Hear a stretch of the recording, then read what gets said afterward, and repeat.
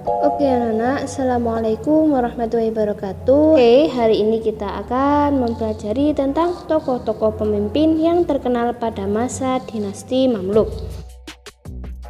Berikut ini adalah tokoh-tokoh yang terkenal pada dinasti Mamluk. Nah, di sini kita mempelajari dua tokoh ya anak-anak ya. Yang pertama adalah Saifuddin Qutuz, yang kedua adalah Az-Zahir Ruhnuddin Baibar Al-Bundukdari. Berikut ini adalah patung dari kedua sosok tersebut. Nah, beliau berdua itu berjasa atas kemenangan Islam dalam pertempuran melawan tentara Salib dan melawan tentara Mongol di Ain Jalut. Jadi kalau kemarin kan pada dinasti Abbasiyah itu kita sudah mempelajari bahwasanya tentara Mongol itulah yang menghancurkan kekuasaan dinasti Abbasiyah. Jadi kekuatan ini itu muncul di abad 12 Masehi yang mengajukan seantero dunia. Mereka terkenal sangat bengis terhadap musuhnya dan tidak terkalahkan. Bahkan pada tahun 1298 itu dinasti Abbasiyah itu diluluh lantakkan, dihabiskan. Tidak hanya orang-orangnya saja, bahkan peradabannya juga dihancurkan. Dengan apa? Mereka itu membumi hanguskan kota Baghdad dan Baitul Hikmah, yang mana di dalamnya terdapat beberapa penelitian dan kitab-kitab para tokoh ilmuwan dan ulama terdahulu. Jadi buku-buku itu mereka ambil dan mereka buang di Sungai Tigris. Bahkan pada waktu itu ada yang mengatakan Sungai Tigris itu warnanya berubah menjadi hitam karena terkena oleh tintanya buku-buku tersebut ya. Nah, pertama kita membahas dulu tentang Saifuddin Qutuz. Beliau ini adalah khalifah keempat dinasti Mamluk. Nama asli beliau adalah Mahmud bin Mamdud. Tapi beliau dikenal dan digelari dengan Al-Mudzaffar Saifuddin Qutuz. Jadi Saifuddin Qutuz itu artinya adalah singa yang garang. Asal-usulnya beliau itu aslinya lahir dari keturunan bangsawan dinasti Abbasiyah.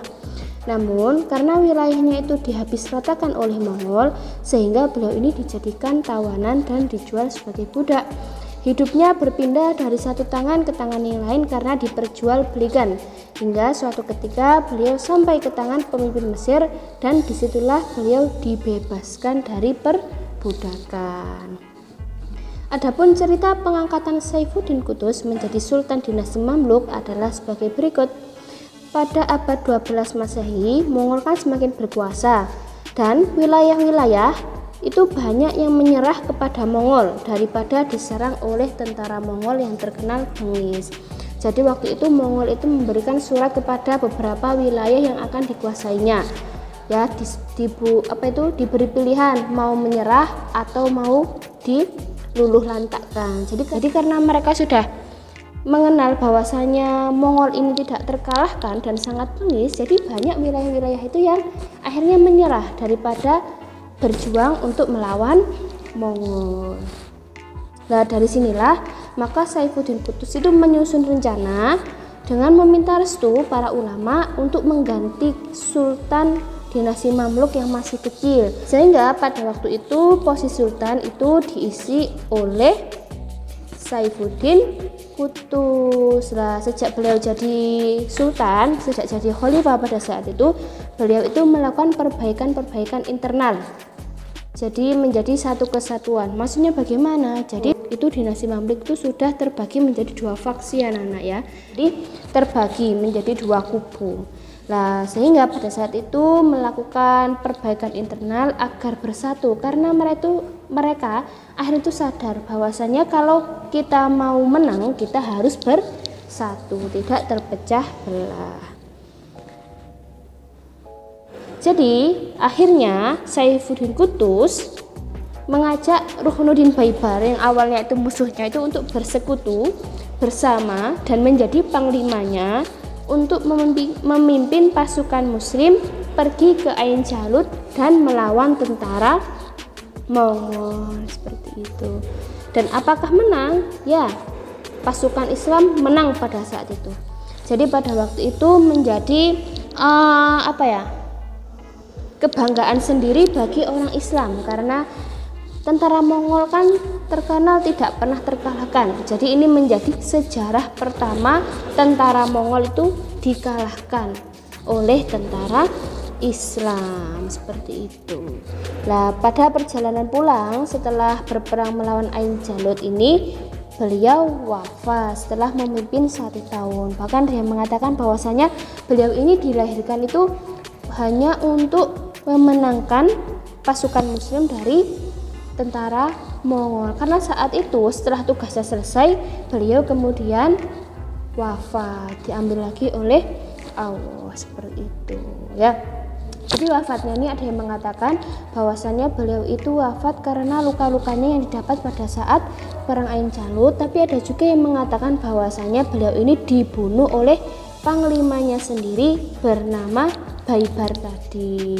Nah, kan dulu kan aslinya kan musuhan kan Baibar sama Kutus ini, tapi karena untuk melawan Mongol akhirnya mereka bersatu. Tapi karena mungkin tidak ada kecocokan, akhirnya Baibar pada saat setelah perang itu membunuh Saifuddin Kutus, seperti itu anak-anak. Wallahu a'lam bishawab. Kita tidak tahu mana yang benar. Nah, itu kalau menurut sejarahnya seperti itu. Nah, yang kedua ini adalah Az-Zahir Ruhnuddin Baibar Al-Bundukdari. Nah, nama beliau Az-Zahir Ruhnuddin Baibar Al-Bundukdari. Al-Bundukdari ini namanya didapat dari tuannya ya. Jadi Al-Bundukdari ini nama yang diperoleh oleh tuannya bernama As-Soleh. Asal usulnya beliau adalah budak yang berasal dari Turki, yang mana pada waktu itu beliau memiliki warna yang bermata biru. Nah, hingga dari tangan ke tangan akhirnya beliau sampai di tangannya Sultan As-Solih yang pada waktu itu menjabat sebagai khalifah dinasti Ayyubiyah. Dengan keterampilannya dan keteguhannya, beliau mulai mendapat kekuasaan dengan menjabat sebagai komandan tertinggi di dinasti Ayyubiyah. Adapun pengangkatan Ruhnuddin Baibar menjadi Sultan dinasti Mamluk adalah sebagai berikut. Ya, dengan kematian Kutus, maka Baibar yang sebelumnya memang memiliki basis pendukung yang kuat naik ke tampuk kekuasaan menjadi sultan. Jadi setelah Kutus baru kemudian setelahnya Baibar yang menjadi khalifah atau sultan. Adapun Baibar itu memimpin dinasti Mamluk selama 17 tahun. Berikut ini adalah pencapaian Baibar, antara lain yang pertama, beliau adalah seorang visioner yang memimpin pasukannya agar pasukannya itu tidak takut pada Mongol, karena sudah terkenal pamornya ya bahwa Mongol itu terampil dan sangat bengis dan tak terkalahkan.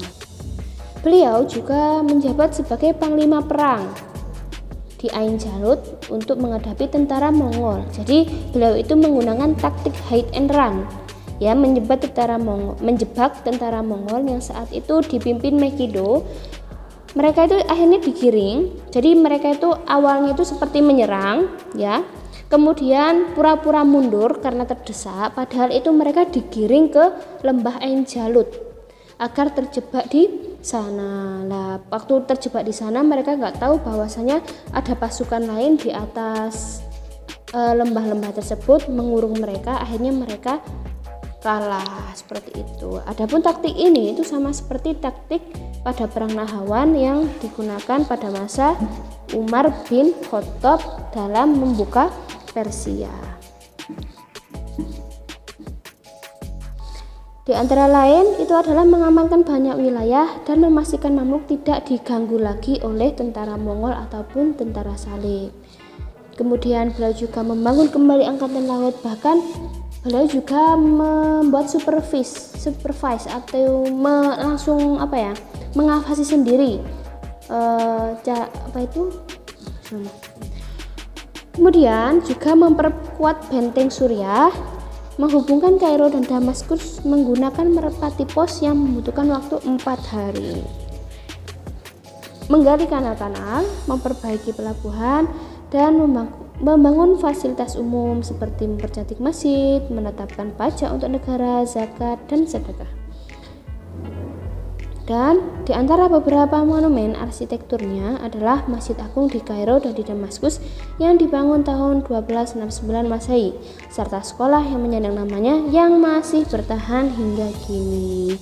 Oke, anak-anak, berikut adalah beberapa tokoh yang terkenal pada masa dinasti Mamluk. Semoga dari cerita ini kita bisa mengambil hikmahnya ya, yang baik diambil, yang jelek ditinggalkan. Oke.